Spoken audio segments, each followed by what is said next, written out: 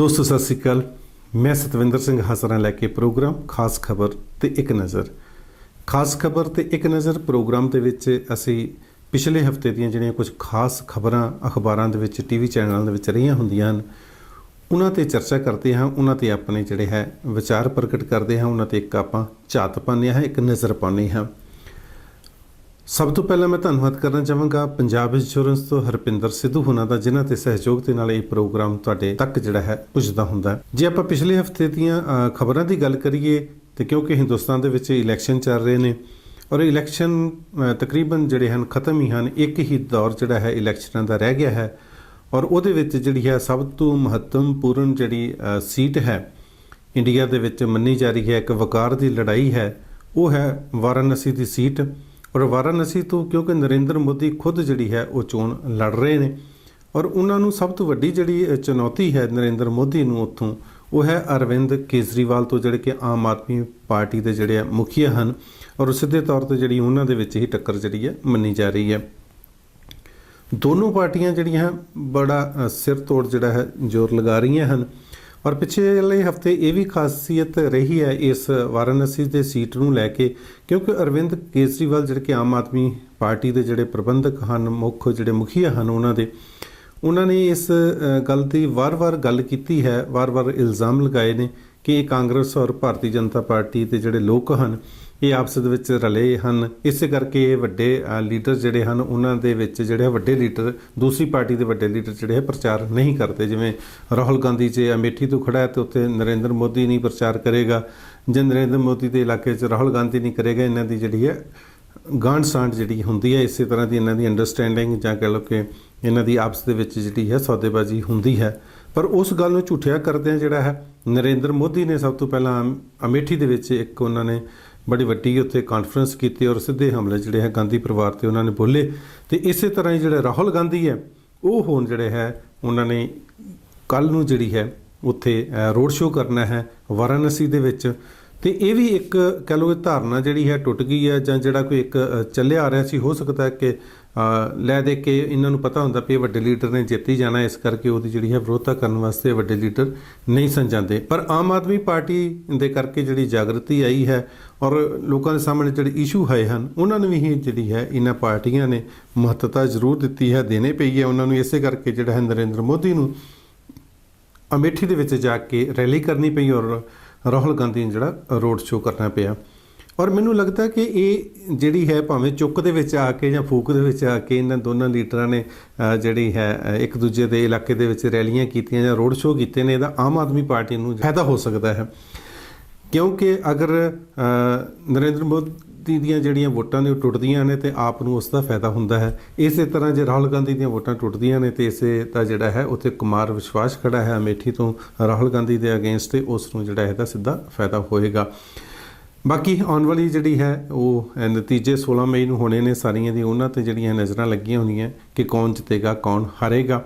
कोई भी जिहड़ा है दावे नाल कुछ भी नहीं कहा जा सकता, क्योंकि आम तौर पर अगे तो यह हुंदा सी कि जदों वड्डा लीडर कोई खड़ा हुंदा सी तो पता हुंदा सी कि इहने जित ही जाना है। पर इस बार जिहड़ा आम आदमी पार्टी का एक एडा वड्डा फैक्टर है कि किसी नूं भी कुछ नहीं पता कि आम आदमी पार्टी जितेगी जां वो किसी दूसरे कैंडीडेट की जिहड़ी हार का कारण भी बन सकती है।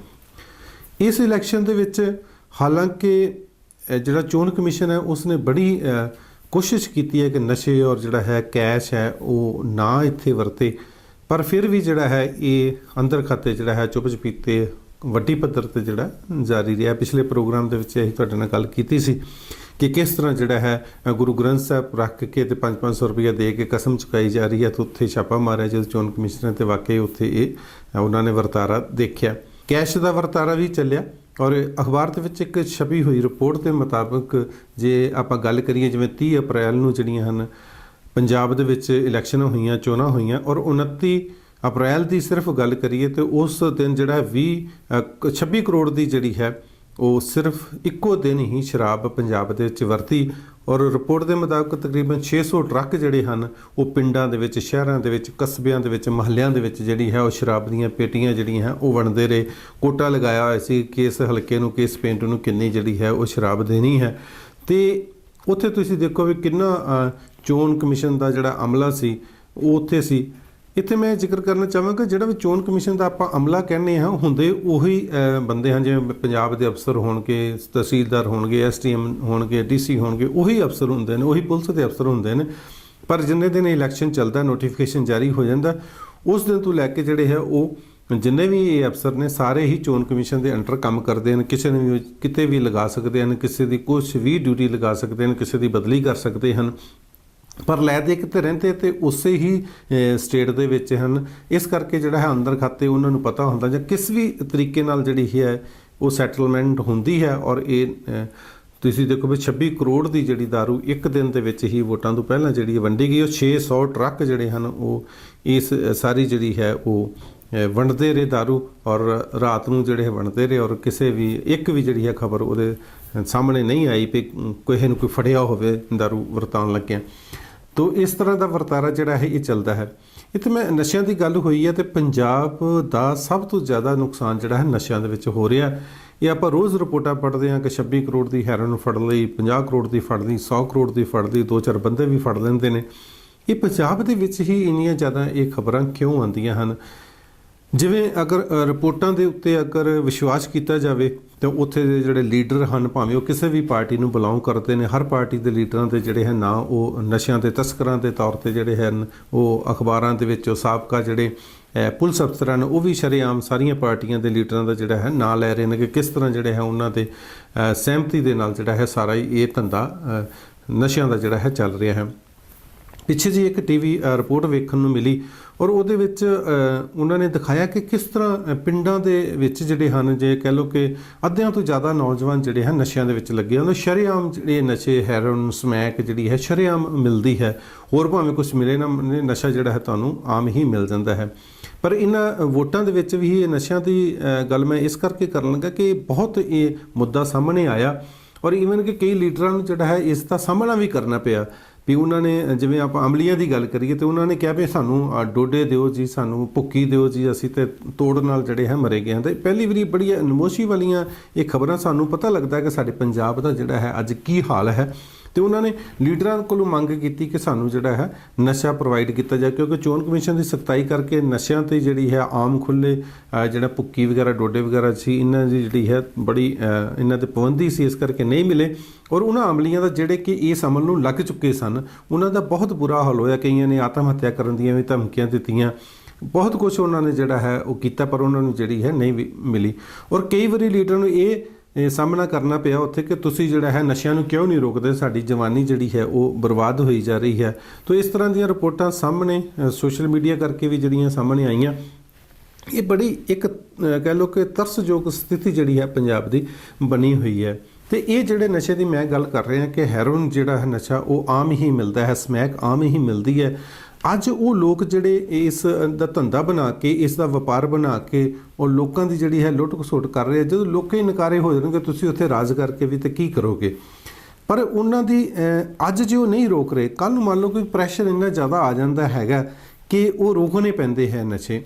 ਹਾਲਾਂਕਿ ਮੈਨੂੰ ਇਸ ਦੀ ਕੋਈ ਆਸ ਨਹੀਂ ਲੱਗਦੀ ਵੀ ਕੋਈ ਰੁਕਣਗੇ। ਕਾਰਨ ਇਹ ਹੈਗਾ ਕਿ ਜੇ ਹੁਣ ਪੁਲਿਸ ਨਹੀਂ ਚਾਹੇਗੀ, ਲੀਡਰ ਨਹੀਂ ਚਾਹਣਗੇ, ਕਿਸੇ ਵੀ ਪਾਰਟੀ ਦੇ ਹੁਣ ਲੀਡਰ ਨਹੀਂ ਚਾਹਣਗੇ ਕਿ ਇਹ ਨਸ਼ੇ ਰੁਕਣ, ਤਾਂ ਕਦੇ ਵੀ ਨਹੀਂ ਰੁਕ ਸਕਦੇ। ਰੁਕਣ ਨੂੰ ਤੇ ਆਪਾਂ ਵੇਖਦੇ ਹਾਂ ਕਿ ਕੀ ਨਹੀਂ ਰੁਕ ਸਕਦਾ। ਜਿਵੇਂ ਮੈਂ ਇੱਕ ਐਗਜ਼ਾਮਪਲ ਦਿੰਦਾ ਕਿ ਜਿਵੇਂ ਪਹਿਲਾਂ ਲੋਕਾਂ ਨੂੰ ਬੇਨਤੀਆਂ ਕਰਦੇ ਰਹੇ ਕਿ ਤੁਸੀਂ ਜਿਹੜਾ ਹੈ ਝੋਨਾ ਥੋੜ੍ਹਾ ਲੇਟ ਲਾਇਆ ਕਰੋ, ਝੋਨਾ ਥੋੜ੍ਹਾ ਲੇਟ ਲਾਇਆ ਕਰੋ, ਪੰਜਾਬ ਦਾ ਪਾਣੀ ਜਿਹੜਾ ਹੈ ਉਹ ਥੱਲੇ ਜਾ ਰਿਹਾ ਹੈ। ਪਰ ਕਿਸੇ ਨੇ ਕੋਈ ਵੀ ਜਿਹੜਾ ਹੈ ਉਹਦੇ ਨੂੰ ਕੋਈ ਅਹਿਮੀਅਤ ਨਹੀਂ ਦਿੱਤੀ। ਲੋਕੀ ਫਿਰ ਵੀ ਜਿਹੜਾ ਹੈ ਝੋਨਾ ਪਹਿਲਾਂ ਹੀ ਲਗਾਈ ਜਾਂਦੇ ਸਨ ਕਈ ਸਾਲਾਂ ਤੱਕ। ਪਰ ਪਿਛਲੇ 10-12 ਸਾਲ ਦੀ ਗੱਲ ਹੈ ਕਿ ਇੱਕ ਕਾਨੂੰਨ ਪਾਸ ਕਰ ਦਿੱਤਾ ਕਿ ਇੰਨੀ ਤਰੀਕ ਤੋਂ ਪਹਿਲਾਂ ਕੋਈ ਵੀ ਝੋਨਾ ਨਹੀਂ ਲਾਏਗਾ। ਅਗਰ ਜੇ ਝੋਨਾ ਲਗਾਏਗਾ ਤਾਂ ਉਸ ਤੇ ਜਿਹੜੀ ਹੈ ਵਾਹ ਦਿੱਤਾ ਜਾਏਗਾ ਤੇ ਉਹਨੂੰ ਉਲਟਾ ਉਹਦਾ ਖਰਚਾ ਵੀ ਦੇਣਾ ਪਏਗਾ। ਔਰ ਇਸ ਤਰ੍ਹਾਂ ਹੋਇਆ ਵੀ। ਜੇ ਅਗਰ ਕਿਸੇ ਨੇ ਹਿੰਮਤ ਕੀਤੀ ਝੋਨਾ ਉਸ ਡੇਟ ਤੋਂ ਪਹਿਲਾਂ ਲਗਾਉਣ ਦੀ, ਤਾਂ ਸਰਕਾਰੀ ਮਸ਼ੀਨਰੀ ਆਈ, ਝੋਨੇ ਨੂੰ ਵਾਹ ਦਿੱਤਾ ਟੋਟਲੀ, ਔਰ ਮੁੜ ਕੇ ਉਹਨੂੰ ਜਿਹੜਾ ਹੈ 10-20 ਹਜ਼ਾਰ ਦਾ ਬਿੱਲ ਵੀ ਭੇਜ ਦਿੱਤਾ ਵੀ ਤੇਰਾ ਝੋਨਾ ਵਾਹਣ ਦਾ ਜਿਹੜਾ ਹੈ ਤੈਨੂੰ ਇਹ ਨੁਕਸਾਨ ਦੇਣਾ ਪੈਣਾ ਹੈ, ਇਹ ਖਰਚਾ ਜਿਹੜਾ ਹੈ ਤੈਨੂੰ ਦੇਣਾ ਪੈਣਾ ਹੈ। ਔਰ ਲੋਕਾਂ ਨੇ ਫਿਰ ਕੀ ਕੀਤਾ ਕਿ ਉਸ ਡੇਟ ਦੀ ਪਾਲਣਾ ਹੁਣ ਕਰਨੀ ਸ਼ੁਰੂ ਕਰ ਦਿੱਤੀ ਹੈ। ਦੈਟ ਮੀਨਸ ਕਿ ਅਗਰ ਆਪਾਂ ਸਖਤੀ ਨਾਲ ਕੋਈ ਚੀਜ਼ ਲਾਗੂ ਕਰਦੇ ਹਾਂ, ਆਪਣੀ ਨੇਕ ਨੀਅਤੀ ਨਾਲ, ਜੇ ਅਗਰ ਨੇਕ ਨੀਅਤ ਨਾਲ ਜੇ ਆਪਾਂ ਇਸ 'ਤੇ ਅਮਲ ਕਰੀਏ ਤਾਂ ਇਹ ਜ਼ਰੂਰ ਚੀਜ਼ਾਂ ਰੁਕ ਜਾਂਦੀਆਂ ਹਨ। ਪਰ ਆਪਾਂ ਨੂੰ ਅੱਜ ਇਹ ਇਮੈਜਨ ਕਰਨਾ ਪਵੇਗਾ ਕਿ ਜੇ ਅਸੀਂ ਇਹ ਨਸ਼ਿਆਂ ਦੇ ਰੁਝਾਨ ਨੂੰ ਨਾ ਰੋਕਿਆ ਤਾਂ ਹੋਏਗਾ ਕਿ ਇਹ ਜਿਹੜੇ ਅਮਲੀ ਅਸਾਂ ਸਮੈਕ ਅਤੇ ਹੈਰੋਇਨ ਦੇ ਜਿਹੜੇ ਅਸੀਂ ਅਮਲੀ ਪੈਦਾ ਕਰ ਰਹੇ ਹਾਂ, ਅਗਰ ਇਹਨਾਂ ਨੂੰ ਕੱਲ੍ਹ ਨੂੰ ਨਸ਼ਾ ਨਹੀਂ ਮਿਲੇਗਾ ਤਾਂ ਕੀ ਕਰਨਗੇ ਇਹ? ਸੋ ਇਹ ਵੀ ਇੱਕ ਬੜੀ ਮਤਲਬ ਦੈਂਤ ਰੂਪੀ ਇੱਕ ਸਮੱਸਿਆ ਜਿਹੜੀ ਹੈ ਪੰਜਾਬ ਦੇ ਸਾਹਮਣੇ ਜਿਹੜੀ ਹੈ ਆ ਰਹੀ ਹੈ। ਅਗਰ ਨਸ਼ਾ ਤੁਸੀਂ ਇੱਕਦਮ ਪਹਿਲਾਂ ਇਹਨਾਂ ਨੂੰ ਨਸ਼ਈ ਬਣਾ ਦਿਓ, ਮੁੜ ਕੇ ਨਸ਼ਾ ਨਹੀਂ ਮਿਲੇਗਾ ਤੇ ਇਹ ਕਿਸੇ ਨੂੰ ਮਾਰ ਵੀ ਸਕਦੇ ਨੇ, ਆਪਣੇ ਆਪ ਨੂੰ ਵੀ ਮਾਰ ਸਕਦੇ ਨੇ, ਚੋਰੀਆਂ ਪਤਾ ਨਹੀਂ ਕੀ ਜਿਹੜਾ ਹੈ ਕੀ ਨਹੀਂ ਕਰਨਗੇ। ਤੋ ਇਸ ਦਾ ਜਿਹੜਾ ਹੈ ਇਹ ਸੋਚ ਕੇ ਵੀ ਜਿਹੜੀ ਹੈ ਸਥਿਤੀ ਦਾ ਬੜਾ ਇੱਕ ਕਹਿ ਲਓ ਕਿ ਮਨ ਦੇ ਵਿੱਚ ਦਿਲ ਦੇ ਵਿੱਚ ਇੱਕ ਕੰਬਣੀ ਛਿੜਦੀ ਹੈ ਕਿ ਪੰਜਾਬ ਦਾ ਇਹ ਹਾਲਾਤ ਕਿਸ ਤਰ੍ਹਾਂ ਹੋਣਗੇ ਅੱਜ ਤੋਂ ਅਗਰ 10 ਸਾਲ 5 ਸਾਲ ਬਾਅਦ ਆਪਾਂ ਵੇਖਾਂਗੇ। ਤੇ ਕਿਉਂਕਿ ਇਹ ਰਿਪੋਰਟਾਂ ਲਗਾਤਾਰ ਹੀ ਆ ਰਹੀਆਂ ਹਨ ਕਿ ਤਕਰੀਬਨ ਜੇ ਪੰਜਾਬ ਦੇ ਕਿਸੇ ਵੀ ਪਿੰਡ ਦੀ ਗੱਲ ਕਰੀਏ ਜਿਹਦੇ 50 ਮੁੰਡੇ ਨੇ ਤੇ 25 ਤੋਂ ਜ਼ਿਆਦਾ ਜਿਹੜੇ ਹਨ ਉਹ ਨਸ਼ਾ ਕਰਦੇ ਨੇ। ਜੇ ਮਤਲਬ 100 ਹੈ ਤੇ 100 'ਚ 50 ਤੋਂ ਜ਼ਿਆਦਾ ਜਿਹੜੇ ਹਨ ਉਹ ਨਸ਼ਾ ਕਰਦੇ ਹਨ। ਤੋ ਇਸ ਤਰ੍ਹਾਂ ਦੀ ਜਿਹੜੀ ਸਥਿਤੀ ਹੈ ਔਰ ਜਿਹੜੇ ਬਚੇ ਹੋਏ ਹਨ ਉਹ ਕਿੰਨਾ ਕੁ ਚਿਰ ਜਿਹੜੇ ਹਨ ਇਸ ਮਾਹੌਲ ਤੋਂ ਜਿਹੜਾ ਬੱਚੇ ਰਹਿ ਸਕਦੇ ਹਨ। ਇਹ ਹੈ ਕਿ ਜਿਹੜੇ ਸ਼ਰੇਆਮ ਸਾਹਮਣੇ ਨਸ਼ਾ ਜਿਹੜਾ ਕਰਦੇ ਹਨ, ਕੁਝ ਗੁਪਤ ਰੂਪ ਦੇ ਵਿੱਚ ਵੀ ਜਿਹੜੇ ਹਨ ਉਹ ਜਿਹੜੀਆਂ ਕੰਪਨੀਆਂ ਦੇ ਨਾਂ 'ਤੇ ਕੁਝ ਪ੍ਰੋਡਕਟ ਬਣਾ ਦਿੰਦੀਆਂ ਜਿਨ੍ਹਾਂ 'ਚ ਨਸ਼ਾ ਪੈਦਾ ਕਰ ਦਿੰਦੀਆਂ ਹਨ, ਬੱਚਿਆਂ ਨੂੰ ਜਿਹੜਾ ਹੈ ਉਹਨਾਂ ਨਸ਼ਿਆਂ ਦੇ ਨਾਲ ਜਿਹੜਾ ਹੈ ਲਗਾ ਦਿੰਦੇ ਹਨ। ਹੌਲੀ ਹੌਲੀ ਜਿਹੜਾ ਹੈ ਉਹਨਾਂ ਨੂੰ ਉਸ ਪ੍ਰੋਡਕਟ ਦਾ ਜਿਹੜਾ ਸਵਾਦ ਆਉਂਦਾ, ਬਾਅਦ 'ਚ ਪਤਾ ਲੱਗਦਾ ਕਿ ਇਹਦੇ 'ਚ ਤੇ ਫਲਾਣਾ ਨਸ਼ਾ ਸੀ। ਉਸ ਤਰੀਕੇ ਨਾਲ ਵੀ ਜਿਹੜਾ ਹੈ ਹੋਰ ਜਿਹੜੇ ਬੱਚੇ ਸਿੱਧੇ ਤੌਰ 'ਤੇ ਨਸ਼ਾ ਨਹੀਂ ਕਰਦੇ ਉਹਨਾਂ ਨੂੰ ਵੀ ਜਿਹੜਾ ਇਸ ਦਾ ਸ਼ਿਕਾਰ ਬਣਾਇਆ ਜਾ ਰਿਹਾ। ਤਾਂ ਸਾਨੂੰ ਸਾਰਿਆਂ ਨੂੰ ਜਿਹੜੀ ਹੈ ਇਸ ਦੇ ਪ੍ਰਤੀ ਆਵਾਜ਼ ਉਠਾਉਣੀ ਚਾਹੀਦੀ ਹੈ ਕਿ ਇਹ ਨਸ਼ਿਆਂ ਦਾ ਜਿਹੜਾ ਵਰਤਾਰਾ ਹੈ ਕਿਸੇ ਨਾ ਕਿਸੇ ਤਰੀਕੇ ਨਾਲ ਜਿਹੜਾ ਹੈ ਪੰਜਾਬ ਦੇ ਵਿੱਚੋਂ ਬੰਦ ਹੋਵੇ। ਦੋਸਤੋ, ਇੱਕ ਵਧੀਆ ਸਾਡੇ ਕੈਨੇਡੀਅਨ ਭਰਾਵਾਂ ਵਾਸਤੇ ਜਿਹੜੇ ਅਸੀਂ ਇੱਥੇ ਕੈਨੇਡਾ ਦੀ ਧਰਤੀ 'ਤੇ ਵਸਦੇ ਹਾਂ ਪੰਜਾਬੀ, ਉਹਨਾਂ ਵਾਸਤੇ ਇੱਕ ਵਧੀਆ ਗੱਲ ਇਹ ਹੈ ਕਿ ਕਾਮਾਗਾਟਾ ਮਾਰੂ ਜਹਾਜ਼ ਦੀ ਆਪਾਂ ਬਹੁਤ ਗੱਲ ਸੁਣਦੇ ਹਾਂ। ਉਸ ਨੂੰ ਲੈ ਕੇ ਜਿਹੜਾ ਹੈ ਤਕਰੀਬਨ ਕੱਲ੍ਹ 23 ਮਈ 1914 ਦੇ ਵਿੱਚ ਇਹ ਕਾਮਾਗਾਟਾ ਮਾਰੂ ਜਹਾਜ਼ ਕੈਨੇਡਾ ਦੀ ਜਿਹੜੀ ਹੈ ਬੰਦਰਗਾਹ ਵੈਨਕੂਵਰ ਦੇ ਵਿੱਚ ਉੱਥੇ ਆਇਆ ਸੀ।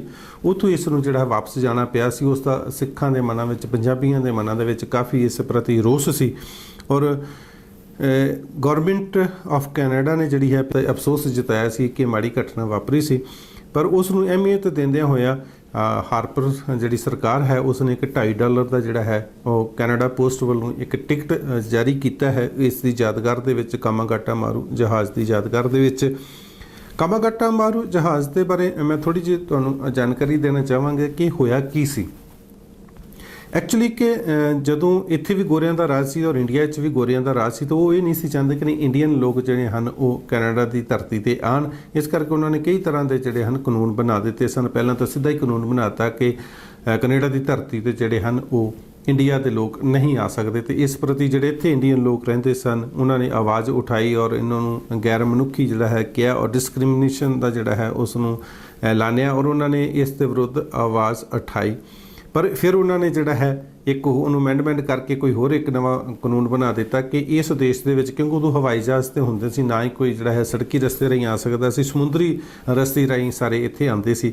ਤੇ ਉਹਨਾਂ ਨੇ ਇੱਕ ਕਾਨੂੰਨ ਬਣਾ ਦਿੱਤਾ ਇੱਥੇ ਦੀ ਕੈਨੇਡਾ ਦੀ ਗਵਰਨਮੈਂਟ ਨੇ ਉਸ ਵੇਲੇ ਦੀ ਨੇ ਕਿ ਉਸ ਹੀ ਦੇਸ਼ ਦੇ ਜਿਹੜੇ ਹਨ ਵਸਿੰਦੇ ਇਸ ਧਰਤੀ ਆ ਸਕਦੇ ਹਨ ਜਿਨ੍ਹਾਂ ਕੋਲ ਆਪਣਾ ਜਿਹੜਾ ਹੈ ਸ਼ਿਪ ਹੋਵੇ, ਉਹਦੀ ਆਪਣੇ ਉਸ ਕੰਟਰੀ ਦੀ ਜਿਹੜੀ ਹੈ ਸ਼ਿਪਿੰਗ ਕੰਪਨੀ ਹੋਵੇ, ਉਹਦਾ ਜਹਾਜ਼ ਹੋਵੇ, ਉਹੀ ਜਿਹੜੇ ਹਨ ਇਸ ਧਰਤੀ 'ਤੇ ਆ ਸਕਦੇ ਹਨ, ਉਹਨਾਂ ਨੂੰ ਹੀ ਇੱਥੇ ਐਂਟਰੀ ਮਿਲੇਗੀ।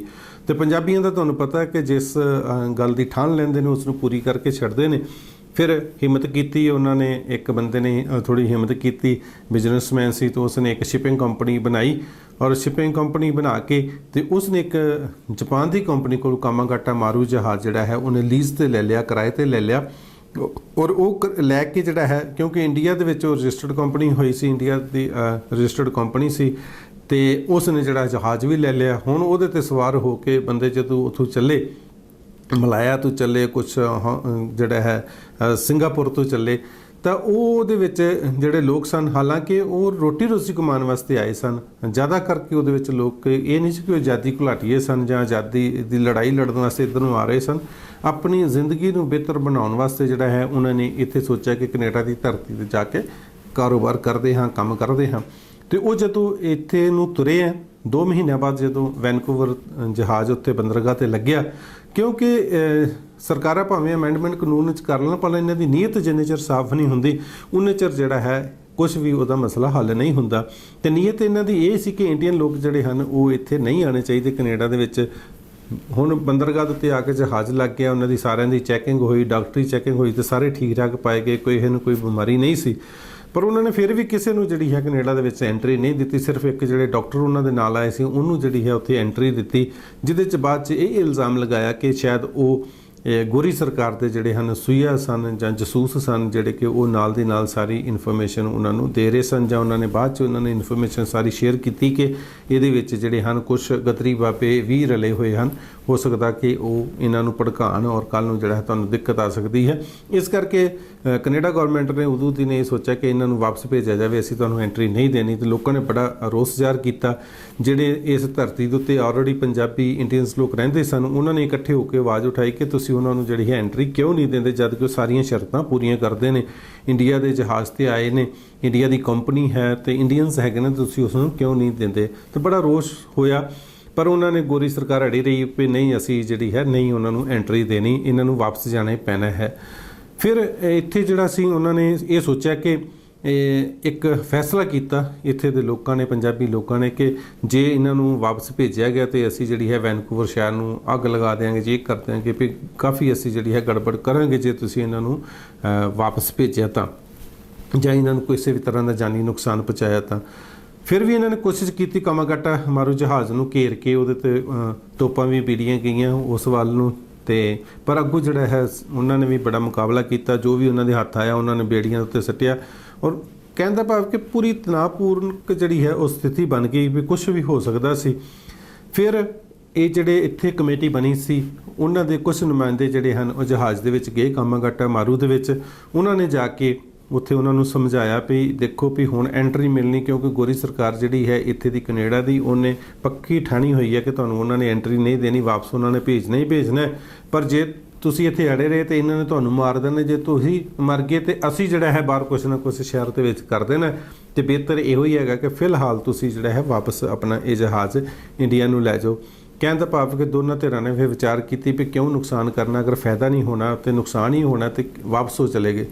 ਜਦੋਂ ਉਹ ਵਾਪਸ ਚਲੇ ਗਏ, ਉਹ ਕਲਕੱਤਾ ਦੇ ਜਿਹੜੇ ਕਲਕੱਤਾ ਸ਼ਹਿਰ ਦੇ ਜਿਹੜੇ ਹੈ ਬਜਬਰ ਘਾਟ ਦੇ ਉੱਤੇ ਜਾ ਕੇ ਜਦੋਂ ਛਿਪ ਲੱਗਿਆ ਤੇ ਅੱਗੋਂ ਉਹਨਾਂ ਨੂੰ ਗ੍ਰਿਫਤਾਰ ਕਰਨ ਵਾਸਤੇ ਜਿਹੜਾ ਇਹ ਪਹਿਲਾਂ ਹੀ ਉੱਥੇ ਗੋਰੀ ਸਰਕਾਰ ਦੇ ਜਿਹੜੇ ਸਿਪਾਹੀ ਸਨ ਉੱਥੇ ਪਹੁੰਚੇ ਹੋਏ ਸਨ, ਉਹਨਾਂ ਨੂੰ ਜਿਹੜਾ ਹੈ ਗ੍ਰਿਫਤਾਰ ਕਰਕੇ ਔਰ ਗੱਡੀ ਦੇ ਟ੍ਰੇਨਾਂ ਦੇ ਵਿੱਚ ਜਿਹੜਾ ਹੈ ਬਿਠਾਉਣਾ ਸ਼ੁਰੂ ਕੀਤਾ। ਕਿਸੇ ਨਿੱਕੀ ਜਿਹੀ ਗੱਲ ਤੋਂ ਕੋਈ ਝਗੜਾ ਹੋਇਆ ਤੇ ਉੱਥੇ ਗੋਲੀ ਜਿਹੜੀ ਹੈ ਵਰਾਣੀ ਸ਼ੁਰੂ ਕਰ ਦਿੱਤੀ ਗੋਰੀ ਸਰਕਾਰ ਨੇ, ਔਰ ਕਾਫੀ ਸਾਰੇ ਲੋਕ ਜਿਹੜੇ ਸਨ ਉਸ ਗੋਲੀਬਾਰੀ ਦੇ 'ਚ ਮਾਰੇ ਗਏ। ਕਈਆਂ ਨੂੰ ਕਾਲੇ ਪਾਣੀ ਭੇਜ ਦਿੱਤਾ, ਕਈਆਂ ਜੇਲ੍ਹਾਂ 'ਚ ਭੇਜਤਾ, ਕੁਛ ਦੌੜ ਗਏ। ਜਿਹੜੇ ਦੌੜ ਕੇ ਉਹਨਾਂ ਨੇ ਬਾਅਦ 'ਚ ਜਿਹੜਾ ਹੈ ਗਦਰੀ ਬਾਬਿਆਂ ਦੇ ਨਾਲ ਰਲ ਕੇ ਜਿਹੜਾ ਹੈ ਉਹਨਾਂ ਨੇ ਉੱਥੇ ਫਿਰ ਆਜ਼ਾਦੀ ਦਾ ਅੰਦੋਲਨ ਵੀ ਚਲਾਇਆ।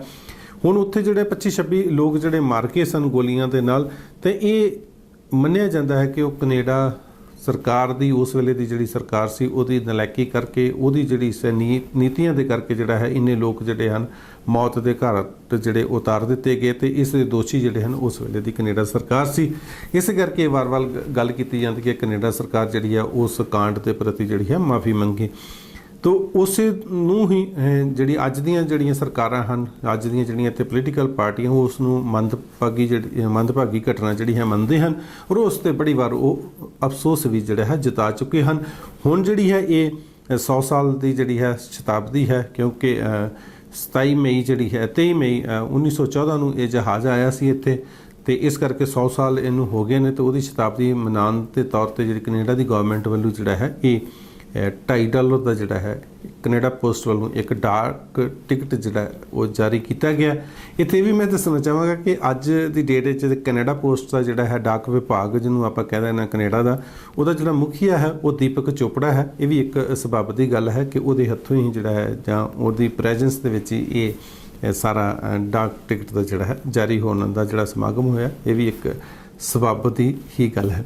ਦੋਸਤੋ, ਇੱਕ ਖਾਸ ਖਬਰ ਇਹ ਹੈ ਕਿ ਹਰਿਆਣਾ ਸਰਕਾਰ ਨੇ ਜਿਹੜਾ ਆਨੰਦ ਮੈਰਿਜ ਐਕਟ ਦੀ ਜਿਹੜੀ ਹੈ ਉਸ ਨੇ ਨੋਟੀਫਿਕੇਸ਼ਨ ਜਾਰੀ ਕਰ ਦਿੱਤਾ ਹੈ।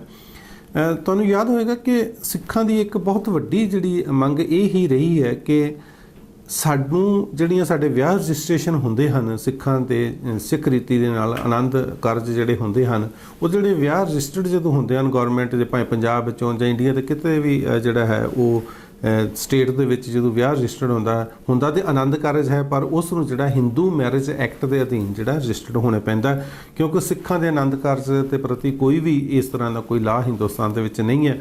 ਔਰ ਬੜੀ ਮੰਗ ਜਿਹੜੀ ਹੈ ਉਠਾਈ ਜਾਂਦੀ ਹੈ। ਔਰ ਇਹ ਵੀ ਇੱਥੇ ਮੈਂ ਜ਼ਿਕਰ ਕਰਨਾ ਚਾਹਾਂਗਾ, ਮੰਗ ਉਦੋਂ ਹੀ ਅਕਾਲੀ ਜਿਹੜੇ ਹਨ ਉਠਾਉਂਦੇ ਹਨ ਜਦੋਂ ਉਹ ਆਪ ਸਰਕਾਰ ਦੇ ਵਿੱਚ ਨਹੀਂ ਹੁੰਦੇ। ਜਦੋਂ ਆਪ ਸਰਕਾਰ ਦੇ ਵਿੱਚ ਹੈ ਤਾਂ ਮੈਂ ਤਾਂ ਕਦੀ ਸੁਣਿਆ ਨਹੀਂ, ਕਦੀ ਕੋਈ ਖਬਰ ਆਈ ਹੋਵੇ ਜਾਂ ਕਦੀ ਕੋਈ ਮੰਗ ਕੀਤੀ ਹੋਵੇ ਉਹਨਾਂ ਨੇ ਕਿ ਵੀ ਹਾਂ ਜੀ ਆਨੰਦ ਮੈਰਿਜ ਐਕਟ ਜਿਹੜਾ ਹੈ ਬਣਾਇਆ ਜਾਵੇ ਜਾਂ ਇਸ ਨੂੰ ਲਾਗੂ ਕੀਤਾ ਜਾਵੇ, ਉਸ ਦੀ ਕੋਈ ਗੱਲ ਨਹੀਂ ਹੁੰਦੀ। ਪਰ ਹਰਿਆਣਾ ਸਰਕਾਰ, ਹਾਲਾਂਕਿ ਉੱਥੇ ਹੂਡਾ ਸਾਹਿਬ ਦੀ ਕਾਂਗਰਸ ਸਰਕਾਰ ਹੈ, ਤੇ ਉਹਨੇ ਜਿਹੜਾ ਹੈ ਪਹਿਲ ਕਦਮੀ ਇਸ ਪੰਜਾਬ ਦੇ ਵਿੱਚ ਕੀਤੀ, ਆਪਣੇ ਇੰਡੀਆ ਦੇ ਵਿੱਚ ਕੀਤੀ ਹੈ ਕਿ ਉੱਥੇ ਉਹਨਾਂ ਨੇ ਆਨੰਦ ਮੈਰਿਜ ਐਕਟ ਅਧਿਸੂਚਨਾ ਜਿਹੜੀ ਹੈ ਨੋਟੀਫਿਕੇਸ਼ਨ ਉਹਨੇ ਜਾਰੀ ਕੀਤੀ ਹੈ ਕਿ ਅੱਜ ਤੋਂ ਲੈ ਕੇ ਜਿਹੜੇ ਹਨ ਉਹ ਜਿਹੜੇ ਸਿੱਖ ਮੈਰਿਜਸ ਹਨ, ਸਿੱਖ ਵਿਆਹ ਹਨ, ਉਹ ਆਨੰਦ ਮੈਰਿਜ ਐਕਟ ਦੇ ਅਧੀਨ ਜਿਹੜਾ ਹੈ ਉਹਨਾਂ ਨੂੰ ਰਜਿਸਟਰਡ ਕਰਨ ਦੀ ਜਿਹੜੀ ਹੈ ਉਹ ਪ੍ਰਕਿਰਿਆ ਸ਼ੁਰੂ ਕੀਤੀ ਹੈ। ਅਗਰ ਕੋਈ ਵੀ ਜਿਹੜਾ ਆਨੰਦ ਕਾਰਜ ਹੁੰਦਾ ਹੈ, ਗੁਰਦੁਆਰਾ ਸਾਹਿਬ ਹੁੰਦਾ, ਤਾਂ ਉਸ ਨੂੰ ਡਿਫਰੈਂਟ ਜਿਹੜਾ ਹੈ ਐਕਟ ਅਧੀਨ ਜਿਹੜਾ ਹੈ ਕਰਿਆ ਜਾਏਗਾ। ਲੱਗਦਾ ਹੈ ਕਿ ਪੰਜਾਬ ਵਾਲੇ ਵੀ ਇਸ ਤੋਂ ਕੁਝ ਅਕਲ ਸਿੱਖਣਗੇ, ਔਰ ਕਿਉਂਕਿ ਆਪ ਹੀ ਮੰਗ ਰਹੀ ਤੇ ਆਪ ਪੰਜਾਬ ਦੇ ਵਿੱਚ ਤੇ ਉਸ ਨੂੰ ਲਾਗੂ ਕੀਤਾ ਹੀ ਜਾ ਸਕਦਾ ਹੈ। ਤੇ ਆਸ ਹੈ ਕਿ ਸ਼ਾਇਦ ਉਹਦੇ ਵੱਲ ਵੇਖ ਕੇ ਕਰ ਲੈਣ, ਪਰ ਸਾਡੀ ਈਗੋ ਬੜੀ ਹੁੰਦੀ ਹੈ, ਹੰਕਾਰ ਬੜਾ ਹੁੰਦਾ ਵੀ ਨਹੀਂ ਯਾਰ ਮੈਂ ਜੇ ਹੁਣ ਲਾਗੂ ਕਰ ਲਿਆ ਅਕਾਲੀ ਦਲ ਸਰਕਾਰ ਨੇ ਤੇ ਲੋਕੀ ਕਹਿਣਗੇ ਲੈ ਇਹਨਾਂ ਨੇ ਕਾਂਗਰਸ ਦੀ ਰੀਸ ਕਰ ਲਈ ਹੈ, ਹੁੱਡੇ ਦੀ ਰੀਸ ਕਰ ਲਈ ਹੈ। ਪਰ ਚੰਗੇ ਕੰਮ ਕਰਨ ਦੇ ਵਿੱਚ ਜਿਹੜੀ ਹੈ ਰੀਸ ਵੀ ਕਰਨੀ ਕਿਹੜੀ ਮਾੜੀ ਗੱਲ ਹੈ। ਚੰਗੇ ਕੰਮ ਦੀ ਅਗਰ ਆਪਾਂ ਨਕਲ ਵੀ ਕਰੀਏ, ਅਗਰ ਉਸ ਦਾ ਕੌਮ ਨੂੰ, ਅਗਰ ਦੇਸ਼ ਨੂੰ ਫਾਇਦਾ ਹੁੰਦਾ ਹੈ ਤਾਂ ਉਹਦੀ ਜਿਹੜੀ ਹੈ ਨਕਲ ਕਰਨ ਦੇ ਵਿੱਚ ਵੀ ਕੋਈ ਵੀ ਜਿਹੜੀ ਹੈ ਕੋਈ ਵੀ ਸੰਕੋਚ ਨਹੀਂ ਕਰਨਾ ਚਾਹੀਦਾ, ਭਾਵੇਂ ਉਹ ਨਕਲ ਆਪਾਂ ਕਿਸੇ ਵਿਰੋਧੀ ਬੰਦੇ ਦੀ ਵੀ ਕਰ ਸਕਦੇ ਹਾਂ। ਸੋ ਦੋਸਤੋ, ਇਹ ਸਨ ਕੁਝ ਖਾਸ ਖਬਰਾਂ ਪਿਛਲੇ ਹਫਤੇ ਦੀਆਂ ਜਿਨ੍ਹਾਂ ਦੇ ਉੱਤੇ ਤੁਹਾਡੇ ਨਾਲ ਅਸੀਂ ਵਿਚਾਰ ਚਰਚਾ ਸਾਂਝੀ ਕੀਤੀ ਹੈ। ਅਗਲੇ ਹਫਤੇ ਫਿਰ ਜਿਹੜੀ ਹੈ ਨਵੀਆਂ ਖਬਰਾਂ ਦੇ ਨਾਲ ਜਿਹੜਾ ਹੈ ਤੁਹਾਡੇ ਸਾਹਮਣੇ ਪੇਸ਼ ਹੋਵਾਂਗੇ। ਤਦ ਤੱਕ ਮੈਨੂੰ ਜਾਨੀ ਕਿ ਸਤਵਿੰਦਰ ਸਿੰਘ ਨੂੰ ਦੇ ਇਜਾਜ਼ਤ। ਪਿਆਰ ਭਰੀ ਸਤਿ ਸ਼੍ਰੀ ਅਕਾਲ।